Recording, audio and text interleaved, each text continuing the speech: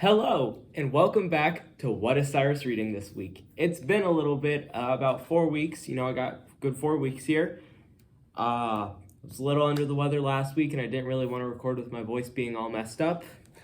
Not 100% better. I'm doing a lot better. You guys see me drinking some water throughout here just because, staying hydrated.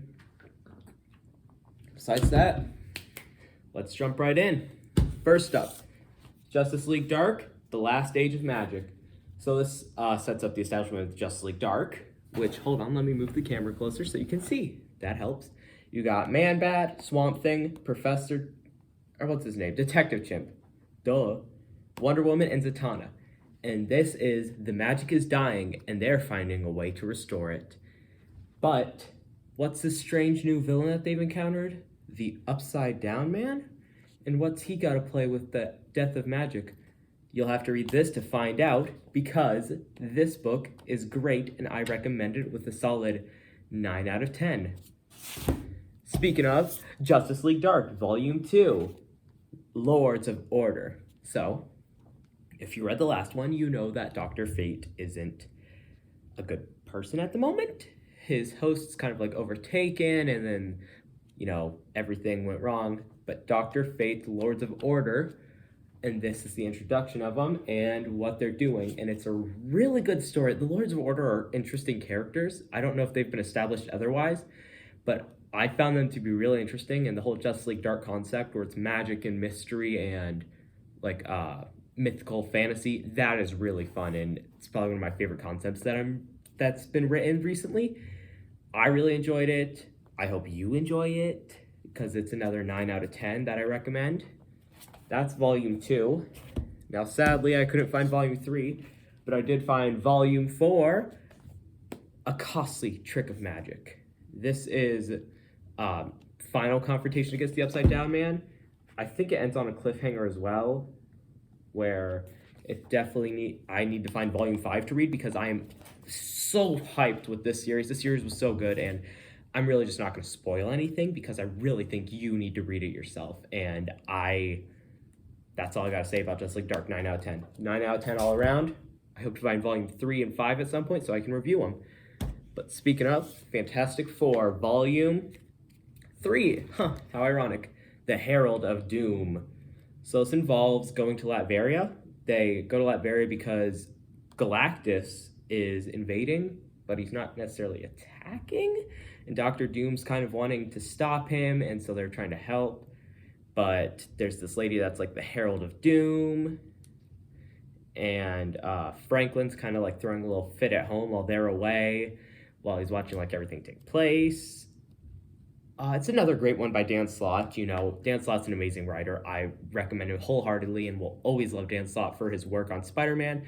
And Fantastic Four is just another tribute that Dan Slott, whatever he touches, turns into solid gold. Because I like this book.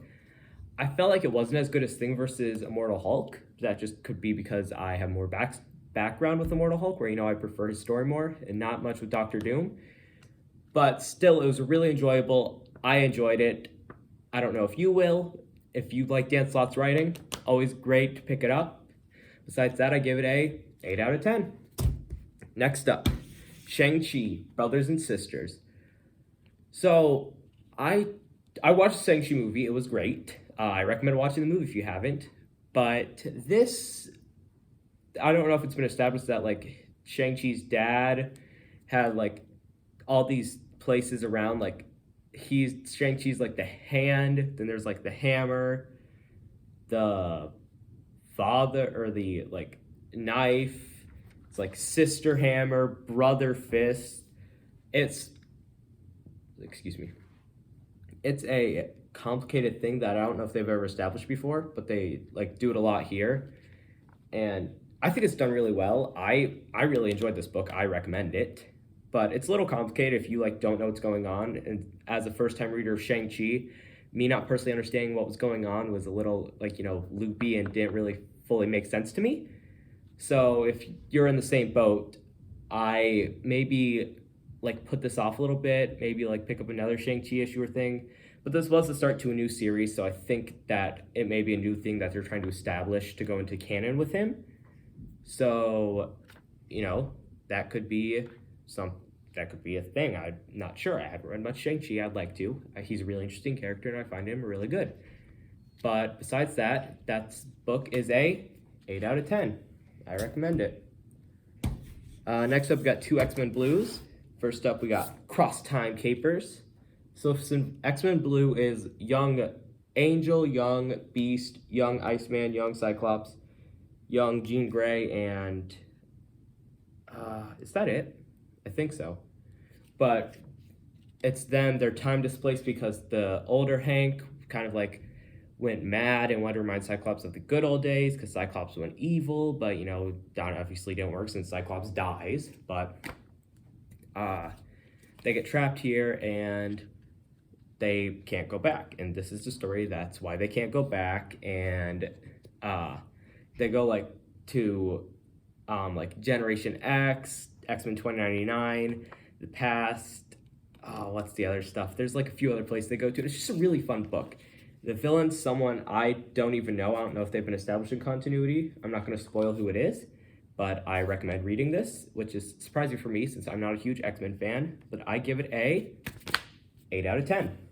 Next up, we got X-Men Blue, Cry Havoc, and this is like Havoc, Emma Frost, Miss Sinister, and I don't remember who else, but they're like setting up this world domination thing, and X-Men are like, can we not though? Like they're triggering secondary mutations for some mutants, but they're also making like everyone mutants and killing humans, and it's a weird, complicated one, but it expands on a character that was in this book, which is greatly appreciated, and it establishes like a new X-Men team, and I find it really interesting. I didn't like it as much as Cross Time Crusaders, but it was still a pretty enjoyable read. X-Men Blue is meh in my opinion, but these two are really pretty good examples of what it has to offer if it's written really greatly. And I feel like those two are probably full of heart and passion. So I give it a 9 out of 10. Next up, Amazing Spider-Man, New Avengers. So, hold on, I just gotta read the first line of this. Trump Tower has nothing on Spider-Man. Like, what's that got to do with anything? This involves him moving in with, like, Tony, because he's an Avenger now, and they lost their old apartment because he revealed his identity, and, you know, everything's kind of spiraled out of control from there. Or, I don't think he's revealed his identity yet, because I don't think Secret War has taken... Hold on, sorry. If it's before 2006, then Civil War hasn't taken place yet. If it's after, then Civil War's taken place. Does this book not have a copyright date in it? How strange. Huh. This book doesn't have a copyright date in it, so I have no idea. I think it's before because Aunt May, Tony, and MJ know his identity, but the world doesn't, so I think it's before Civil War, before he reveals his identity. But like the main meat and like potatoes, like the main core of it is there is Hydra is made like Avengers, like a Thor, a Captain America, a Iron Man, and a Hawkeye, and they're like posing as them and making them look bad. But people think like, well, some of these guys are dead. Like Hawkeye's dead. What's he doing here? He's dead. So this is kind of like that, and then Peter and MJ's relationship is struggling because they like MJ like follows this guy home at one point, and it like leads to something, and that part wasn't really important. But the main part with like the Hydra agents, that was really cool, and I enjoyed it. Straczynski hasn't been my favorite writer, but he's starting to grow on me.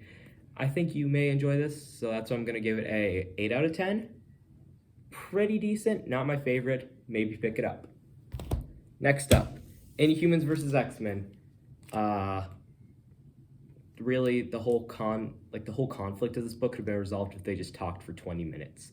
Because Beast finds out that the Terrigen like mist that's killing all the X-Men is gonna dissipate into like the atmosphere and spread across the whole world, killing everyone. Or killing all the X-Men. And like he just needs them to stop the Terrigen mist quickly, and Emma Frost is just like throwing a hissy fit. Emma Frost, Storm, like Magneto, they're all just throwing a hissy fit just because they don't like the Inhumans. And this is so mind-numbing. This book did not have to be 7 issues long. If it was like 3, okay, forgiven, but 7 issues, that's just too much. It's kind of a dumb story, not really remembered. I give it a 3 out of 10, and you know, that one's just gonna go on the floor of shame. Gonna pick it up later, but not right now. Next up, Children of the Atom. Now this book is not going on the floor of shame. This is Children of the Atom. It reveals the history of them, because I think they're established characters. You know, it's got, these characters are pretty sick, actually. Well, who are they? I forget their names, but, because they're like these, like, young X-Men. Let me see if I can, shoot. Oh, here we go. Cherub, Marvel Guy, Cyclops Lass, Gimmick, and Daycrawler. They're like struggles through life. One finds out they're an actual mutant and not what their heritage is, where they're not mutants. And this book's just really good. It's really wordy though. Like, it takes a while to read, but it's just really good. I really enjoyed this book, and I think you will too if you give it a chance and are okay reading a little bit longer. So that's why it's a 9 out of 10. Next up, Fallen Sun, Death of Captain America. This book is like the 5 stages of grief through different characters. So first up is Wolverine, who is, I forget the 5 stages of grief. Sorry, give me a minute. It's denial, anger, bargaining, depression, and acceptance. So Wolverine is denying, Avengers is anger, Captain America is bargaining, Spider-Man is depression, and Iron Man is acceptance. And this is all, in each of those characters / groups, shows what they're going through at the death of Captain America and how it's affecting them personally. And this book's really short. Like, I read it in like 10, 15 minutes, but it's just so good. Captain America's death was a huge thing in comics at the time, and it really shows through with this. And I think that, sorry, I'm getting caught up over nothing. Let me get some water. My throat's drying up. I think this book's really good, and I recommend it. That's why it's getting a 9.5 out of 10. No real low, Inhumans vs. X-Men. I was gonna say no low ones. Morbius, Preludes and Nightmares. This is just a collection of like Morbius's first appearance, some classic Morbius stuff. You know, like when he tried to cure the lizard, and then I forget what the final story is. But if you like old stuff and you want to know more about this character, I recommend it. Besides that, if you kind of understand what Morbius is about, you've like maybe read one or two of his issues in the back of other ones, like the Lizard Ultimate Predator it was. I don't remember the full name of it. But if you've read those, then you don't really need to read this one. It's kind of meh and all. Maybe pick it up like 5 out of 10. It was all right. Not on the floor of shame like you. Next up, Strange Academy, Brightside. This book is awesome, dude. I love Strange Academy so much. Scotty Young is a great writer. The freaking twist in this and what's happening, it's just, dude, this book's so good. You need to read it. I'm gonna stop talking before I accidentally spoil something because it's just so good. You need to read this book. This book's so good. Read it. Strange Academy is great. 10 out of 10. Pick up Strange Academy. Read it. It's awesome. This one is getting Syris seal of approval. Cha-ching. Read it. Anyways, next up, Miles Morales, The Clone Saga. So if you've been reading the new Miles run, you know about the Assessor, who was like this guy that experimented on Miles, and that was kind of, a big thing in, what was that story? It was not Bring on the Bad Guys, it was the first part, I think. No, it was Bring on the Bad Guys, because it's after, yeah. So, Assessor experimental Miles really messed him up, and there was a clone of Miles that the Assessor used. Well, this is the other clones that the Assessor had, but they're dying. But what do they want with Miles, and what's their plan? That's all I'm going to say, because this book's great. The new Miles run's been great. Who wrote this? Saldan Ahmed. They're an amazing writer. This book's great. Read it. I recommend it. New Miles run's been great in general. Starling and all of them was great characters. I think this also has the King in Black tie-in, does it? Yeah, it has the King in Black tie-in. King in Black was another great story that I recommend. I actually haven't found the trade of it yet, but I have found Heroes Reborn, which is strange because that happened like a few months afterwards. But anyways, read this book. It's good. 9 out of 10. Read it. I liked it. You probably will too. Miles is a great character. Next up, another DC graphic novel. I hope you like these because I got about like 5 or 6 of these that, not in this stack.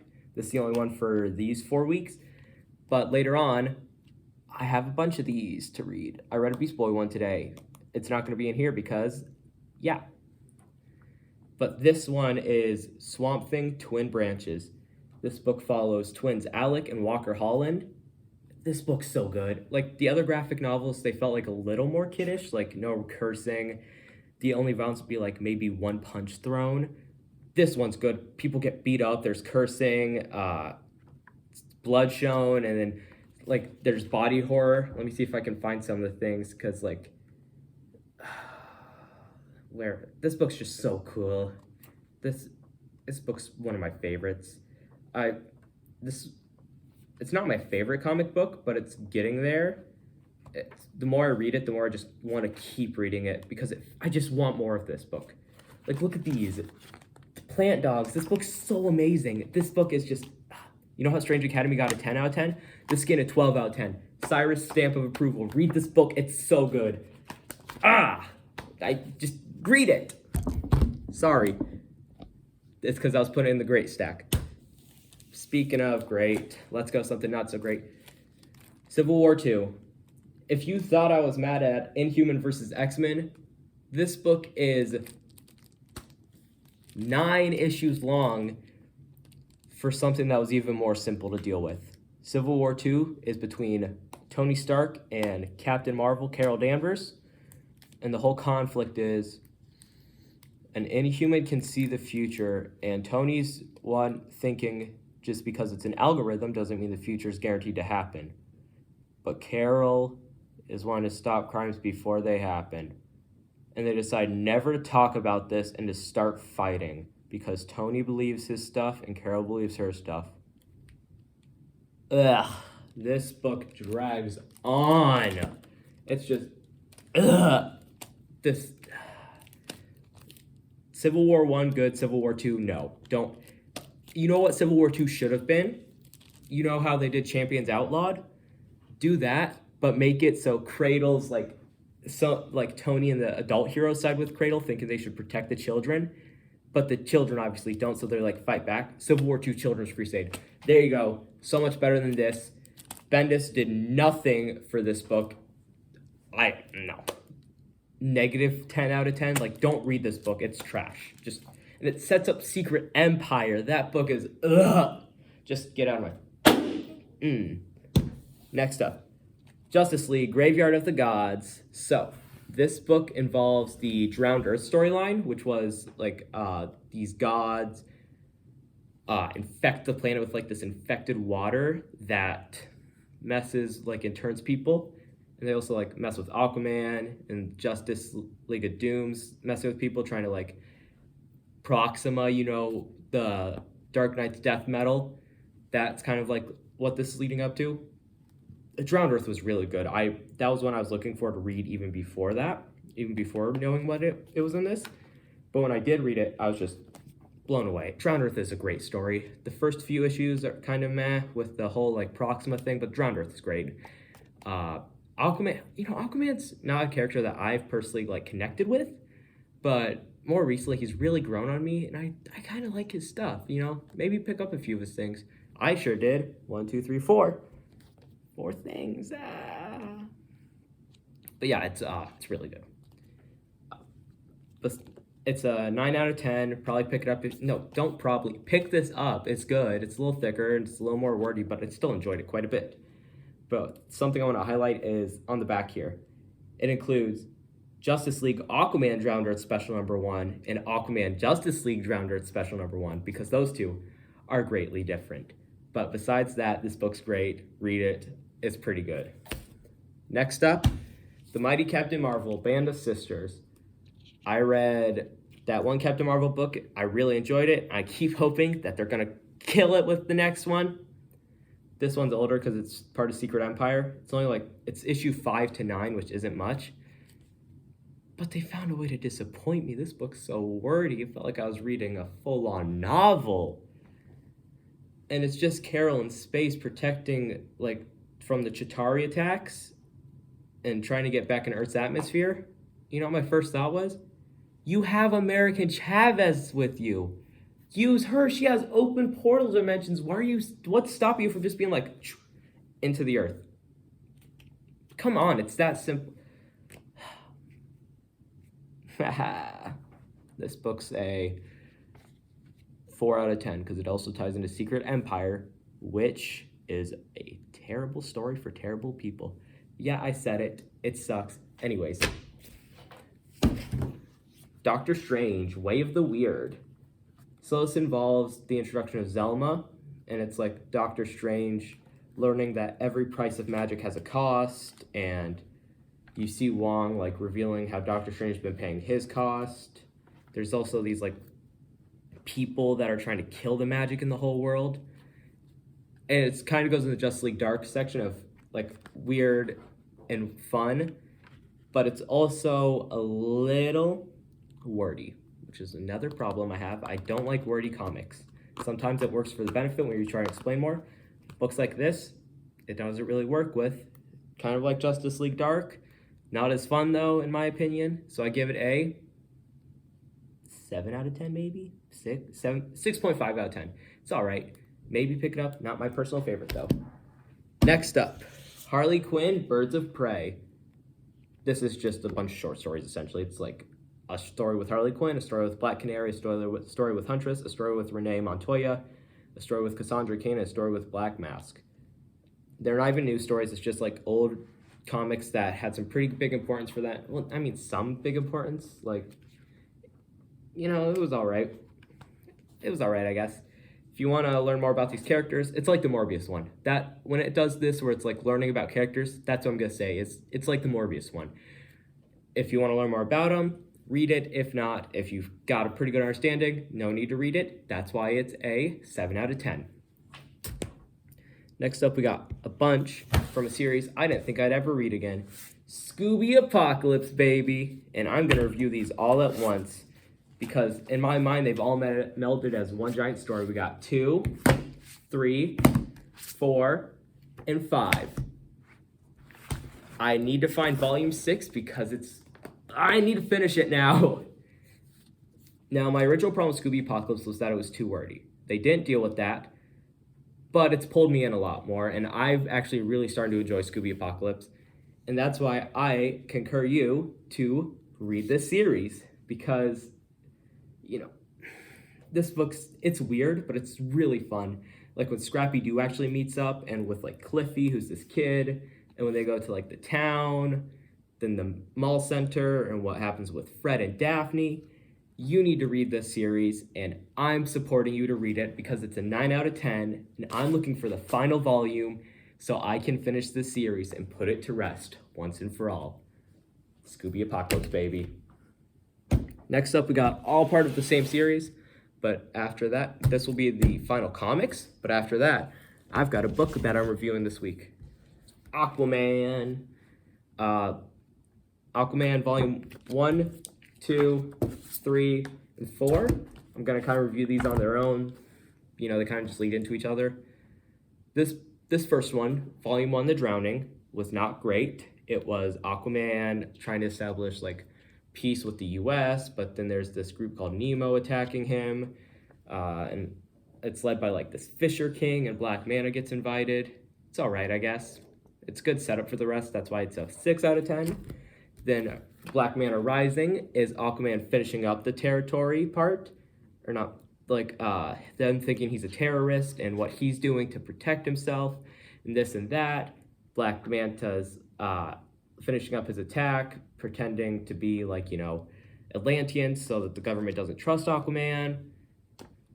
And now that whole terrorist arc, which was volume 1 and 2, isn't that great. I didn't really enjoy it. This introduces like these U.S. Marines that can turn into animals, like orcas and stuff, which is pretty cool. This one's another 6.5 out of 10. Not really the best. But then Crown of Atlantis if I could speak, Crown of Atlantis is a good book. The first one involves this, like, the first kind of story arc. This book has 3 main story arcs, the final one leading directly into the next one. First main story arc is this, like, machine head guy, and that has, like, PTSD, and he's really cool. That's a fun little story. And then it's got this person named Deadwater. I don't know if you ever heard of it, but that's what it looks like. That thing's so cool, and the story with it is so fun, and I just, read. This book's my favorite of the Aquaman that I read. This, and then the third story is Atlantis has been given a new king, and what happens to Aquaman at the end of here? That was a weird sound. Anyways, it's that second story that really hits it out of the park here. That's why this book's a 8 out of 10. The first one was good as well. The first 2 stories really hit out of the park. The last one leads into the next one, and I wasn't a huge fan of the next book, but this is an 8. Last up, we got Aquaman Volume 4 Underworld, and this involves the new king of Atlantis, Mira trying to break in, Aquaman, who supposedly died at the end of the last volume, but he's alive now, and he's with a deaf girl that's trying to help him, and he's trying to take back the throne. This definitely ends on a cliffhanger, and I need to find Volume 5 to see if this story gets resolved pretty well, because so far I'm not liking it. I liked the characters' designs in here, that, like, some of the powers were really cool, but the whole, like, Throne of Atlantis thing and the Uprising, I was kind of like, meh, it's all right, I guess, not my favorite. But besides that, it's like a 7 out of 10. Really just go to Volume 3 and 4, because those are great. The first 2 kind of meh. Okay, so that's it for comics. If that's what you're here for, you can zone out. See you later. Leave some suggestions for what you want me to read, because I will now take your suggestions, and anything that you suggest, I'll try and find and read. But last up, Five Nights at Freddy's Fazbear Frights number 5, Bunny Call. Fazbear Frights is a short story series, and this has 3 stories, obviously, like all of them. The Stitch Race story, you need to read the rest to understand, and I have not, because I could only find certain volumes of this, so Stitch Race story will not be included in my review of the books, but the main stories will. First up was Bunny Call, where it's like a dad that just doesn't like his family. He loves them, but he just can't love them, you know? So he's kind of like mad at him and pissed at him, and just, you know, he orders this bunny call, but then he thinks that he actually really does love his family, and so he's trying to fight for him. That was a fun little story. The second one is, it's called In the Flesh. Just search In the Flesh, FNAF, and you'll understand. Springtrap gets a dude pregnant, and then he gets his stomach cut open. You just need to read that story to figure it out. It's weird. Last one is The Man in Room 1280. That book was okay. I really liked how they handled the characters, but the end of the book and the whole plot of it was kind of meh. It felt really trying to get lore heavy with, like, William Afton, what he happened to him, and, like, you know, Cassidy and stuff. Besides that, this book was pretty good. I really liked Bunny Call, and In the Flesh was a good, fun little, like, weird story. Man in Room 1280 was okay. But besides that, this book's good, and I give it a 8 out of 10. Thank you for watching my long-awaited return. Hopefully you get to see this part. My camera recording doesn't cut out. Anyways, thank you. I'll see you in 2 weeks, because I won't try and postpone as long as I'm not sick. So have a good time. See you later. Bye.